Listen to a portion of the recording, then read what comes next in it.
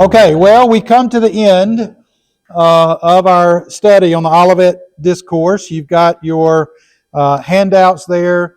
And so we are going to wrap up a few things tonight, hopefully as quickly as we can. We have heard over the course of these 9 weeks, and this is our 9th lesson, we've heard Jesus explain a lot of things in chapter 24. And then now here in chapter 25, he's illustrating or sort of drawing a picture of the things that he's been explaining in chapter 24. So here's a great way to kind of think about. Hopefully you can see this, and we can put this chapter together. In the parable of the 10 virgins, the message is get ready and stay ready. Okay?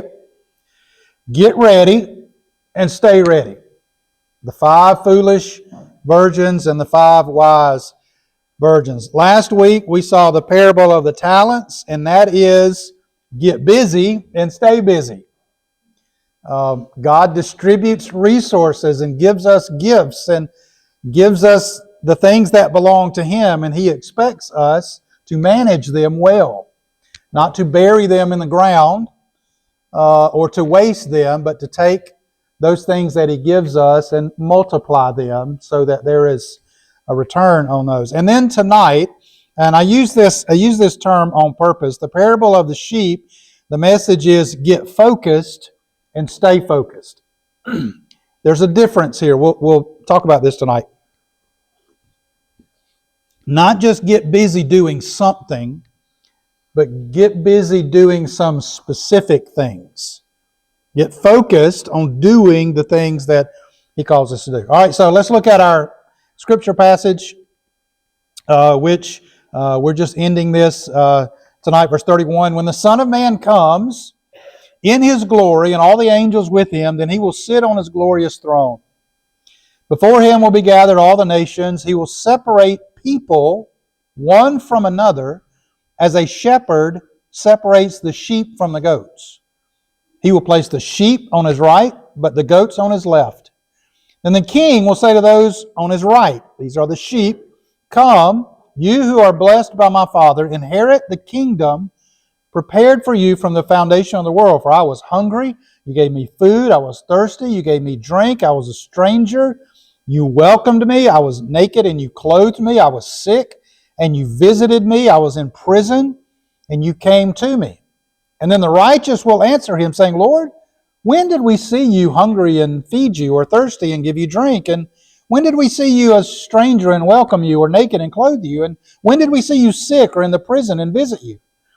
And the King will answer them, truly I say to you, as you did it to one of the least of these my brothers and sisters, you did it to me. Verse 41, then the King will say to those on His left, the goats, depart from me, you cursed, into the eternal fire prepared for the devil and his angels. For I was hungry, you gave me no food. I was thirsty, you gave me no drink. I was a stranger, you did not welcome me. Naked, you did not clothe me. Sick and in prison, and you did not visit me. And then they also will answer, saying, Lord, when did we see you hungry or thirsty, or a stranger, or naked, or sick, or in prison, and did not minister to you? And then the King will answer them, saying, truly I say to you, as you did not do it to one of the least of these, you did not do it to me. And these will go away into eternal punishment, but the righteous into eternal life. Now, some will say in the reading of this chapter that this third section is not really a parable. That the first 2 are parables, but this last section is just, Jesus sort of wrapping up his thoughts. And I'm not sure, in some of your study and maybe some of your footnotes, I'm not sure what your Bible says. Whether it's a parable or not, I think it is. It does not change what Jesus wants us to know, which is get ready and stay ready, get busy and stay busy, and then get focused and stay focused. And in thinking about this particular passage, this is not just get busy and stay busy doing everything. Just busyness for the sake of busyness, right? Uh, he wants us to get busy doing one thing, focusing on one thing, and that is demonstrating our love for Jesus through loving and serving others. So this is what Jesus wants us to understand. This is what you need to be doing as you're waiting for me. You're ready, stay ready. You're busy, stay busy. But as you stay busy, make sure that you're doing the right things. And that is loving and serving others. I think just because we're busy, that doesn't mean a whole lot. There's some churches out there busy doing the wrong things. So we need to be busy, yes, but we need to be busy doing the right things. Make sure you're ready. Invest what I've given you in ministry, and then focus that ministry in loving and serving others. So all of these three things connect here. I think there are many people that have used this passage, the sheep and the goats, to argue, and maybe some of you have had this thought that getting into heaven is just this idea of doing good works. That somehow Jesus is advocating or teaching here that if you want to go to heaven, you need to be out here doing all of these, helpful things, loving people and serving people, and all these, acts of charity and things like that. But the gospel, this is why we need to use the Bible to interpret the Bible. The Bible is very clear in the gospel that there's only one way to be made right with God, and it is not through loving others. It is not through acts of charity. It is not through good works. Ephesians 2, 8 and 9, for it is by grace that you have been saved through faith. Now we know this passage well, Ephesians 2, 8 and 9. Look at that. It might be on your handouts. If it's not, just look up here at the screen. This does not say that we are saved by faith. Faith does not save us.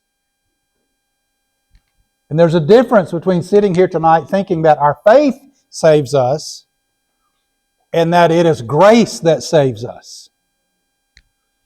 We are saved by grace, God's goodness, God's love and election and choice in revealing Himself to us and calling Himself to us. We are saved not because we do good things and we've earned God's goodness. In fact, this is what separates Christianity from every other world religion. One of the things several weeks ago when I was asking all of you what you wanted to study, there were several of you that indicated you wanted to study different religions, the belief structures of different world religions, and we're going to do that. But it is by grace that you have been saved, but it is through faith, not by faith, but through faith. Through faith in a person, in the work of Jesus on the cross and in the grave. And this grace, this salvation, this is not from yourselves. So we don't generate grace and then God says, hey, I see some grace in Tick Wilson's life. I think I'm going to save him. No, this is not from yourself. It is the gift of God. It is not by works. Loving and serving others and going and feeding and clothing and visiting. So this is not about our salvation or the source of our salvation. That if we can just fill our lives up with good things and doing all these good things. And listen, there are people who are in church every Sunday who think that all I've got to do is just do a bunch of good stuff, and if I get to the end of my life and I'm on the scale and the good things in my life outweigh the bad things, God's going to say, hey, there's more good things in your life than bad things. So come on in to heaven. If we have 55% goodness and 45% badness, we'll make it. Or 51% goodness and 49%. We'll make it in by the skin of our teeth. You ever heard anybody say that? Well, you made it in? There's no such thing as that. No such thing. We don't earn our salvation. This is not what Jesus is talking about here. So Jesus told this parable. I think this is on your handouts. Jesus told this parable not to imply that good works bring salvation, but to show that there are many who merely pretend to know and love God, say the right things, they observe the right rituals, but they never truly live a changed life that loves others like Jesus has loved us. So we have to make sure we understand what Jesus is saying, what He's not saying here. Now, when people, remember, Jesus is on a mountain and He's teaching, and there are thousands of people around Him.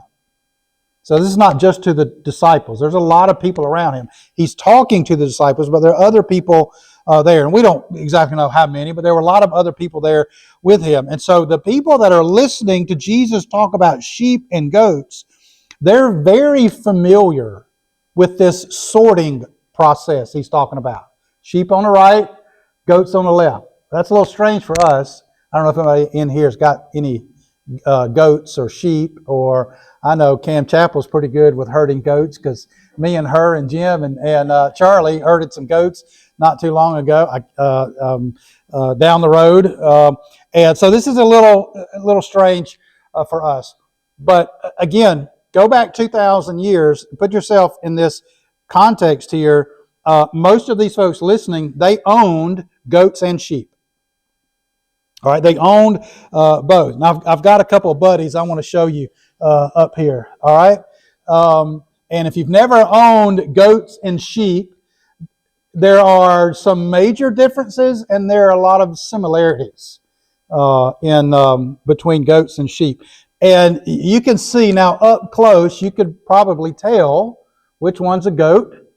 It doesn't have any horns, and which one is a sheep. But it wasn't that easy to tell sometimes. Here's another picture. This is about 100 goats and sheep mixed in together. And if you, in the first century, if you were a modest shepherd or modest family, you may have had 50 goats and sheep or 100 goats and sheep. But if you were wealthy, you owned thousands of goats and sheep. In the Old Testament, when Solomon dedicated his temple, he called for 120,000 sheep to be sacrificed. So having a very large, I mean, this is 100, and it's hard. I know it's kind of far away, but it's kind of hard to tell from a distance which one is a sheep and which one is a goat. Sometimes you can tell by the color. Sometimes you can tell, by the horns. But multiply this by 100 or 1,000. If you've got a flock of, 5,000 sheep and goats, sometimes it's hard to know what is what. And so during the day, if you were a first century shepherd, again, this is all understood in the minds of these people that are listening here. During the day, the shepherd would have both of them together. They would all go out and pasture together. And they would all mingle and stay together and do all their stuff together, and eating and drinking and all of that. But at night, whenever they would come back into the fold, into the place, the pen where they were, they would have to be separated every night. Every night, the shepherd would separate the sheep from the goats. The sheep would go in their side, and the goats would go in their side every night. And so as the hearers are listening to Jesus talk about, this is what I'm going to do when I come back, they already had a picture in their minds. This is something they saw every day.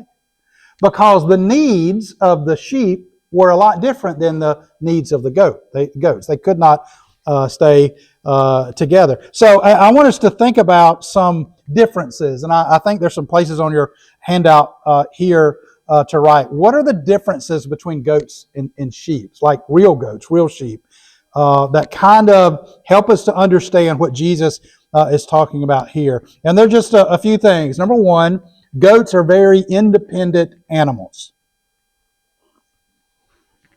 If the shepherd decided to go on vacation for a week and left the goats to survive on their own, they could survive. Right? Because they'll eat anything and everything.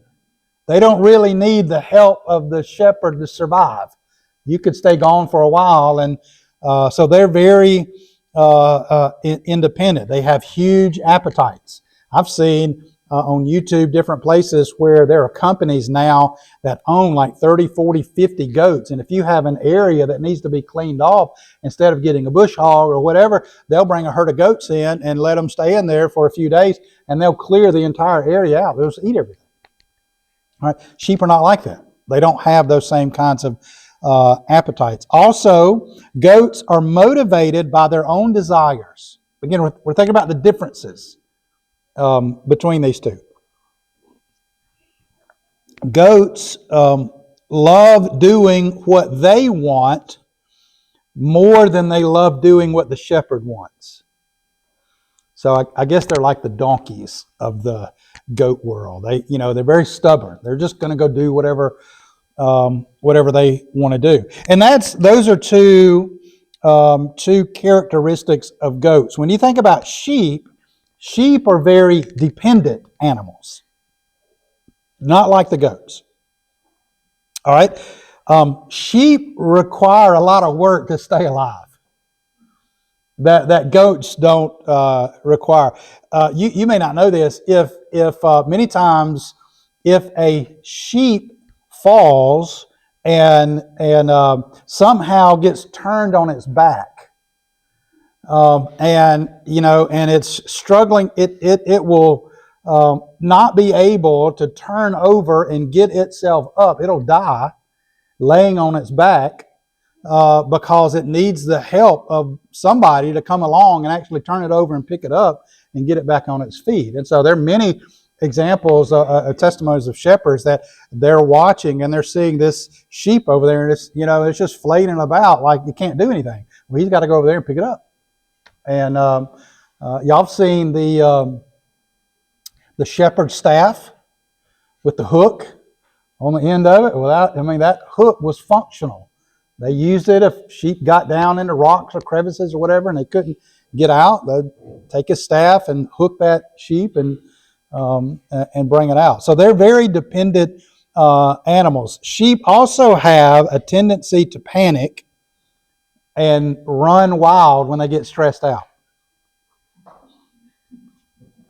I can't believe I'm going to suggest you watching this, but there are videos online of you can watch when there are sheep who a few start to panic and they'll start running, and if one or two of them fall off the edge of a cliff, the rest of them will follow because they're in a panic. They're just following what they see. They're just doing what they see the other person, the other sheep is doing.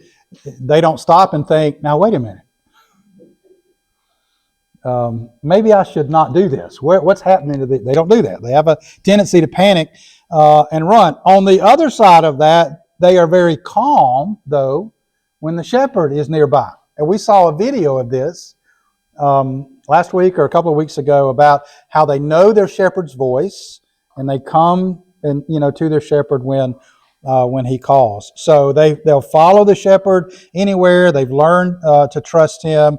They know that when it's going to rain, the shepherd is going to be the one who sort of move them to shelter. If they get hungry, they know the shepherd is going to be the one that will lead them to where they're going to eat. If they get thirsty, they know they can't find the water by themselves. They depend on the shepherd to go and to lead them to the places of water and all of that. So for you and I sitting here tonight, this is probably really strange for us to think about what Jesus is saying here, but everybody listening to Jesus say this, they understand the differences between the goats and the sheep. And Jesus is saying to all of them and to all of us that when he comes back, he will separate those who know him from those who do not know him. That will be the purpose. He's not coming back to get everybody. He's not coming back to wrap his arms around the world and sing Kumbaya and everybody goes to, y'all are old enough to know what Kumbaya is, to everybody goes to heaven. No, he's coming to separate. In fact, there are places in Revelation that talk about Jesus is coming back with a sword. He's coming back to make war. And when we see violence and wickedness and evil, especially like we've seen this week, we understand why it is that Jesus is coming back to wage war on his enemies, because he's going to put all of his enemies under his feet. And the last enemy that will be abolished is death. Amen for that. So Jesus is saying, look, these goats and sheep, I will know who is who, because when they have loved and cared for the people around them, they have loved and cared for me, Jesus says. That's how I know who is who. So the sheep, in this case, were able to do lots of things to show love to other people. And so it's like Jesus is teaching here that he's pouring all of this love into the hearts of people, and those people into whom Jesus has poured out his heart, they can't help but to go and pour out the love of Jesus that's been poured into them into others. So this is what Jesus is mentioning here. You might say that these good things that the sheep were doing, I was hungry, I was thirsty, you did all of this for me, I was a stranger, you welcomed me, all of these things that he's talking about, that these are things that demonstrate a genuine faith and genuine love for Jesus, because they were busy doing these things that Jesus told them to do. Here's an interesting thing when he talks about none of the good deeds that Jesus mentions here are hard to do.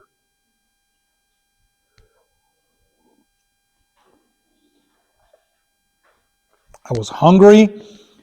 You gave me some food. I was thirsty. You gave me something to drink. You welcomed me when I was a stranger. I was naked. You gave me some clothes. I was sick. You visited me. I was in prison. You came to see me. Like all these, this is not hard stuff to do. Jesus, he doesn't say here that, the sheep gave millions of dollars to the church.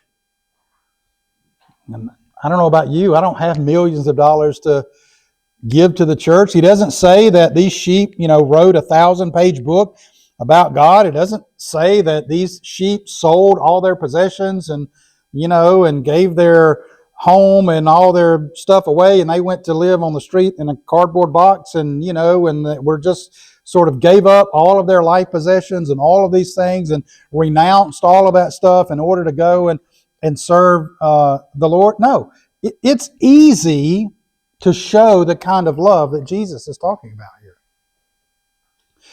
And we know this intuitively because a lot of us do it.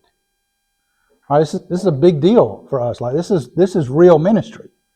This is outside the sanctuary, outside a worship service event. Right? This is something that we do for a lot of folks. If you know somebody who doesn't have enough to eat, you give them some of your food. I was sitting in a restaurant on Tuesday, and I was having lunch with a gentleman, and I noticed this. It was downtown and busy street, and boy, there were all kind of characters walking back and forth in front. You could see them all out there, and some just pathetic looking. Just really, really rough looking. And the owner of the restaurant just going out there back and forth, taking food to those people.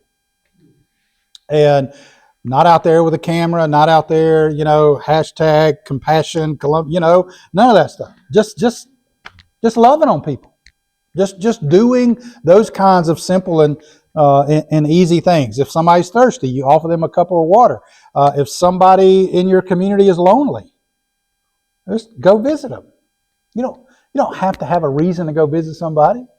I know sometimes I'll go and I'll knock on somebody's door and I'll just say, "Hey, I've just been thinking about you. I just want to come by and check on you." Now, this is one of the things we do well, right? Because there are people, like I hear stories about many of you that you go by, you check on your neighbors, and this is something that we love to do. If somebody is sick, you send them a card or you call them.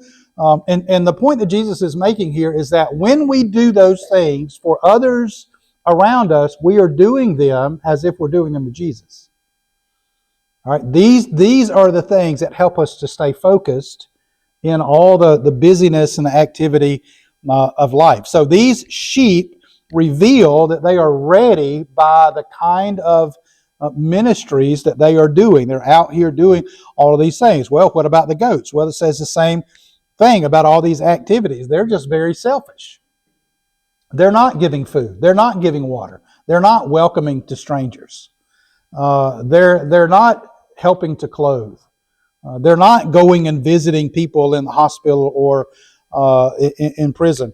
They saw the need around them, and yet they chose not to do anything about it. Now, that's one of the things I love about this church, is that when there is a need, when there's somebody in the community, or there's a tree that's fallen, or Jim Chappell is wrestling the trees at his house, or whoever it may be. I saw Evans Duran one time hop in his truck and go across the road and pull a tree, out of the road. What is it about the trees down here? It always seem to. I need to buy me a chainsaw, I think, or put Andy McGowan on my speed dial, because he's always doing so. But no, we're looking for opportunities. We're looking for opportunities as people walk into the sanctuary on Sunday morning, or we see them on Wednesday night, or they come to mind during our devotion time and our prayer time, and there's a name or a face or a thought, or we get a text or whatever it may be. We begin to think, how can I minister to that person? What do they need? They need food. They need a visit. They need a card. They need a text. They need encouragement. What do they need? These are the things that keep us busy and focused before Jesus comes back. I love this. On the back of your handouts, there's a quote by William Barclay that is a really, really old guy, but I love this quote. And he's talking about the goats in this story, where he said, the attitude of those who had failed was this: well, if we had known it was you, Jesus, we would have gladly helped. But we thought it was only some common man who wasn't worth helping. It is still true that there are those who will help if they are given praise and thanks and publicity. But to help like that is not to help. It is to pander to self-esteem. Such help is not generosity. It is disguised selfishness. The help which wins the approval of God is that which is given for nothing but for the sake of helping. This is a phrase in our culture today called virtue signaling. We record ourselves giving out food to the homeless and then post it online so everybody can see how Christ-like we are.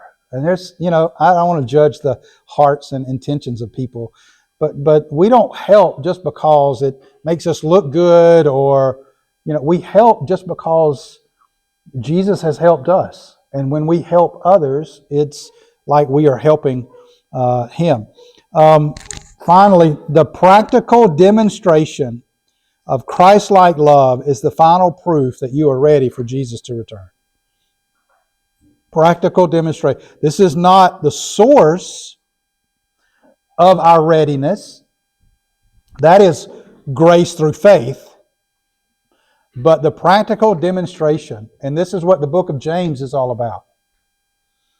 You have a man in James chapter 2, you have a finely dressed man that comes into your service, and he's powerful or he's popular, and then you have a bum that comes in and has ragged clothes and he smells, and you ignore the bum and you say to the popular guy, we got a seat just for you, sir. You come and sit in the place of honor, and you're doing that and ignoring this other guy over here.